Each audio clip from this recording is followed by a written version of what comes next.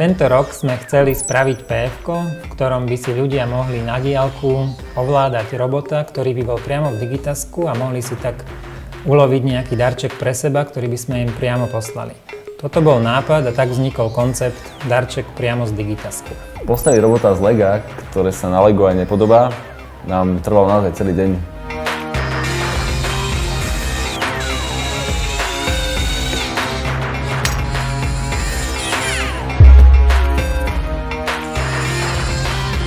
Mojou úlohou bolo zabezpečiť komunikáciu robota a web stránky, to aby keď ľudia stlačajú klávesy, robot reagoval. Pôvodný plán bol spojazniť robota cez Bluetooth, software, ktorý bol k nemu dodaný, takto fungoval, no my sme po chvíli zistili, že to nie je stabilné a že budeme musieť zvoliť úplne inú cestu. Pre robota sme potrebovali vytvoriť miesto. Určili sme si miestnosť, kde sme spojili dva stoly, v Hornbachu nakúpili dosky a vytvorili mu ihrisko. Na snímanie robota sme potrebovali viacero kamier a na celom svete, aby si ľudia mohli pozrieť ten stream live, tak sme mali zapojených 5 kamier. 3 kamery boli pre hráča, ktorý aktuálne hral, jedna bola pre tých, ktorí momentálne čakali v rade a jedna bola naša servisná, ktorú sme používali na to, aby sme sa mohli hocikedy pozrieť, že či je robot v pohode a nezamotal sa.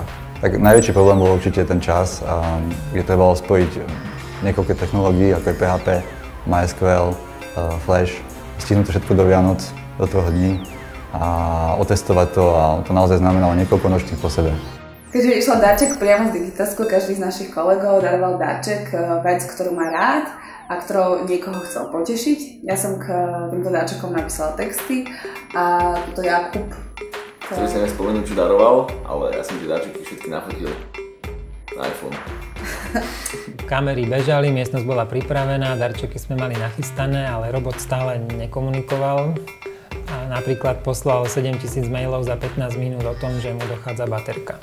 A ešte deň pred spustením sme nevedeli, ako tento problém vyriešiť a tak sme sa museli naučiť nový programovací jazyk za jeden deň, čo pomohlo.